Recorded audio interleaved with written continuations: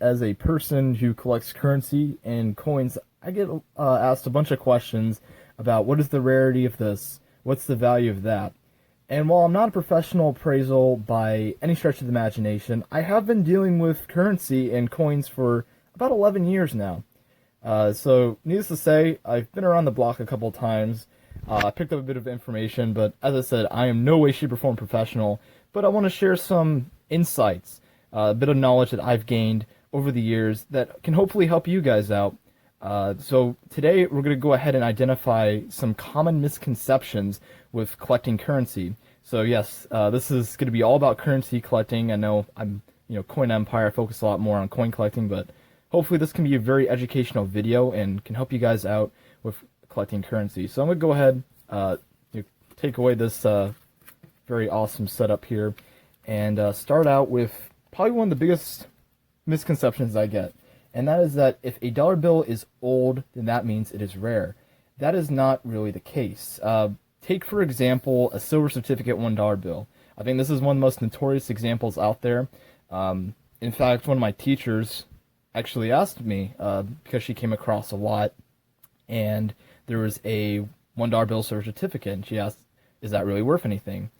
And while these bills, they look really cool, they have the blue seal, all that good stuff, they're not really worth that much for face value. I mean, if it was in perfect, immaculate condition, maybe it had or if it had a star note, or if it was a star note in decent shape, or if it had a really interesting serial number, then yes, it can command a premium. But most cases, these things are basically face value.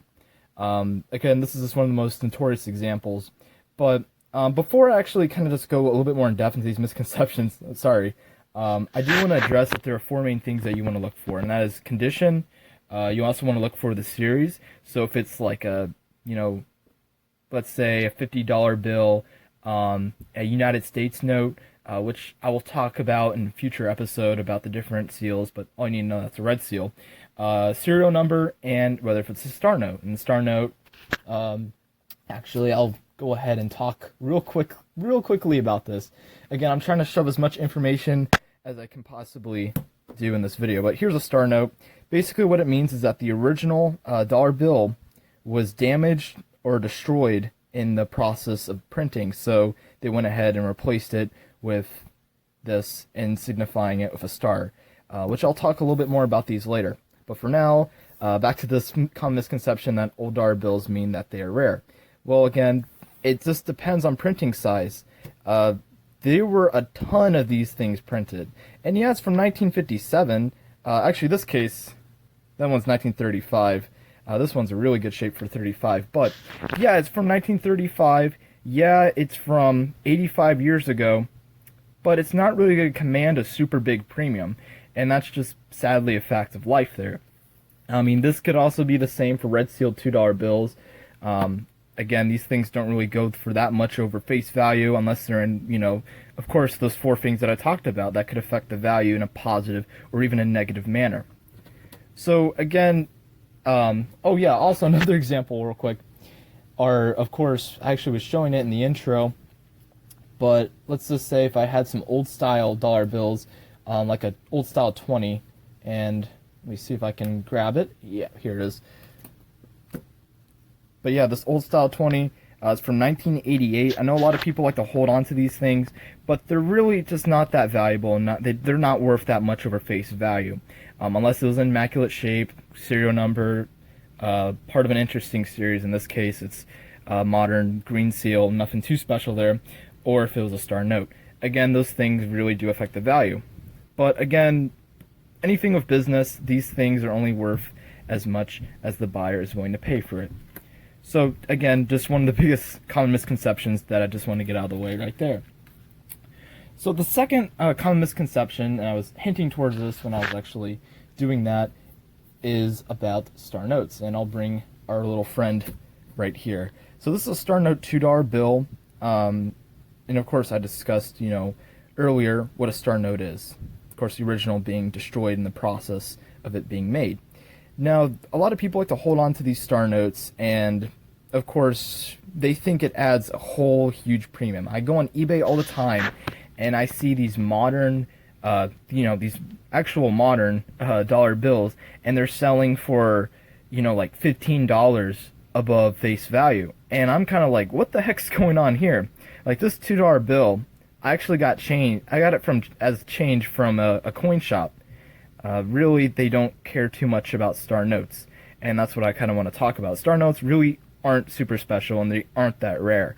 Yeah, there's low print sizes. If you go to mycurrencycollection.com, you can actually do a star note lookup and see if it's part of a low print size, which I'll probably talk about a little bit more in some future videos. But again, I'm trying to get some misconceptions out of the way. So, yeah, star notes, especially for modern bills like this one, really aren't going to add that much value. So, yeah, actually I have a bit of a better example of a modern bill, like this $1 bill here.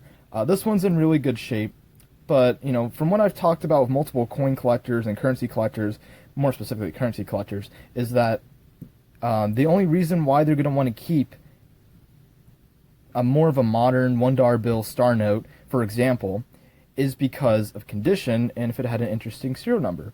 So those are just some things that you want to, consider if you're going to collect and hold on to these. But if you're going to hold on to these ratty-tatty $1 bills that are more modern, you know what? That's up to you. But most of the time, people really aren't going to be looking for that.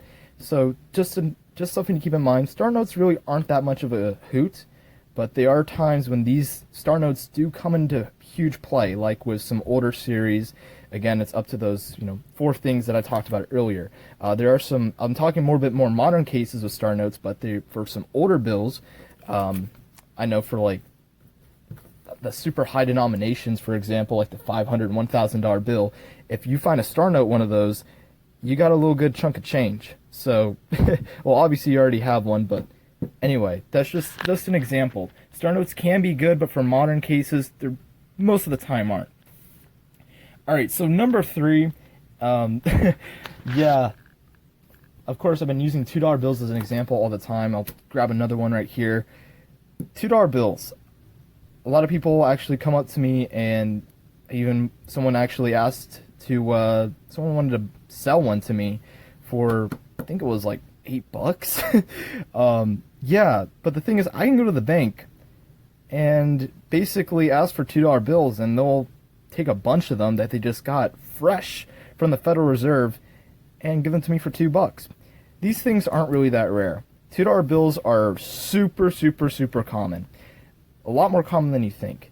The reason why we don't really see them a lot and why people think they're rare is because they're kind of novelty. We don't see them circulate. It's a bit of an odd number. An odd number to use. But yeah, it's, again, $2 bills aren't really too special in that case. Now, of course, there's some exceptions. Red seals could command a little bit more of a premium. Star notes could command a little bit of a premium. If it's in an amazing, immaculate condition, that could command a little bit of a premium. But most cases, $2 bills are super common, basically face value. But they're really cool to collect. And, if you're into collecting $2 bills, these are really good to get into. These are really good to start collecting in order to get into currency collecting. That's how I started. I started with $2 bills and silver certificates, and I started up a little collection that I'm kind of proud of. So again, $2 bills, not really that rare, but still pretty cool. Okay, so number 4 on this list here is defining what a good condition is, and I'm about to go over to eBay and show you what I mean. Alright, so one huge example that I can actually show of people putting up stupid grading is this $100 bill. And believe it or not, people fall for this sort of crap. But obviously this is 1996 series vintage $100 bill, uncirculated MS-60. Okay, so there's like a lot of problems with this. For one, we have the issue that this thing is crumpled up. It looks like he literally crumpled it in his hand, uncrumpled it, and then was like, alright, I'm gonna sell this on eBay for $135. Stupid things like this appear on eBay. But of course there are less extreme examples out there, like the next one I'm about to show you. So, as we can see here, this person's listing this as, actually let me get out of here. The person's actually listing this as uncirculated. clean uncirculated. Now, uncirculated means that has literally no problems whatsoever. Yeah, there are some problems with this bill. So if I was to zoom in here, I can sort of see there's a little bit of a slight fold right across the center. There's a little bit of, you can see all these little bumps, like where there's a little bit of crumpling. See a little bit of staining as well.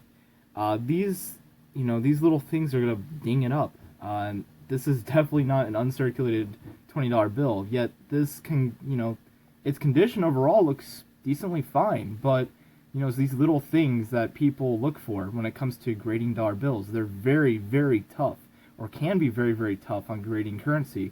And that's where you have to be careful as a consumer, or as an investor or a collector, or whatever you're doing. You have to look for these little things that people are kind of putting in there. So be aware of those little things, because chances are they can, and they may very well fool you. So just keep that in mind. So kind of going back onto what I was saying over with our eBay chats, was that there will be people who try to say that something's uncirculated, that something is this or that. In reality, it's best to get more of a professional to grade that piece. Myself, I'm of course not trying to grade that at all. I would be horrible at grading, but from what I've kind of just experienced, I kind of have a bit of a ballpark range of where things lie. And from that, I could tell that, yeah, there were a couple ruffles on that supposedly uncirculated bill. And obviously for that $100 bill, that's a bit more of an extreme case that I was talking about, that was pretty messed up. Now, condition is super huge if you want to invest in good currency. Obviously, this $1 bill is pretty messed up.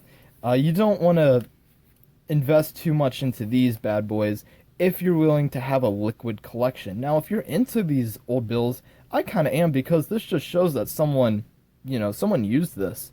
And it's pretty cool, even though this thing is beat to hell. It's super sweet, I think. 1923, 97 years ago, this was in someone's pocket. Again, that's pretty cool. But for most cases, condition, remember, good condition is really, really sought after and could command a premium for a lot of bills. So, again, just something huge to look at. So, yeah, you may not want to get something like this, but you want to get something more like this. This really crisp and awesome $5 bill that only has a small fold in the corner right here. And again, it's just immaculate. You want to have something like this. Again, the more better condition, the more liquid it is. But if I were you getting into collecting, I really wouldn't worry so much about condition, in the sense of, like, if you're trying to invest, I would just recommend starting with, what you can find. Even if it's a crinkled up $2 bill, go ahead and store it onto the side if it's special for you. Something like that. And again, once you get into the more, once you get more advanced through it, then yeah, I guess getting into the more better condition bills, honestly, are pretty cool. And yeah. Anyway, the last one I really wanted to talk about, the last common misconception, is that currency collecting is expensive. And as I've been disproving throughout this video, of course, the common theme is that things aren't as rare as they may seem. Again, talking about some misconceptions about value. Well, currency collecting is not that expensive. For example, I got this $5 bill silver certificate. Paid about $8 for it at a local coin store, which is about, it's pretty fair. So again, here's a $5 silver certificate. Paid $8 for it. That's basically pocket change. Really, really awesome. And these little pieces like this, silver certificates, back in the day, you could pay $5 worth of silver. This represented $5 worth of silver back in the day. You can go to the bank and trade it in. Pretty dang cool. Little things like that. Even the silver certificate $1 bills, the red seal $2 bills. There's so many examples of good bills that you can just start getting into and make the hobby your own. Really, I don't think it should, this hobby should be so much about value. But if you're into investing, then of course value is going to be super important. But if you're more into the collecting aspect, again, I think what's best is enjoying historical significance. Like, for example, I look on the back of this $5 bill, and I just see, the colonists coming over to America. Again, that's super historically significant. You know, things like things like this. It's just amazing. Also, things like national currency, or you know, the Depression. Of course, Federal Reserve banks of Chicago, uh, you know, other cities out there, major cities, minor cities, other things like that. You know, they would issue these, and this was in the pocket of someone during probably one of the most traumatic times in our country's history. I think what's most important about currency collecting, and I guess this could be our sixth common misconception, that it's all about money. It's all about investing. No, there's a lot of historical significance in collecting currency, and I think that's something that we should definitely value. So, that's basically it for this video. Just wanted to give some information about collecting currency, some common misconceptions, all that fun stuff. I hope you guys enjoyed. I hope you guys might have learned something. If I said something that was confusing or wrong in your eyes, please let me know in the comment section. I'd love to discuss. Again, I've been doing this for 11 years. I'm not a professional, but I've gotten some experience over the years and kind of learned a thing or two. And I really hope you guys learned something. I mean, that's really my point in this channel, is to educate and teach you guys. As fun as it is coin collecting, as fun as it is finding silver on this channel and finding rare bills and all that fun stuff, honestly, my main goal is to educate you guys and make you better at what you do.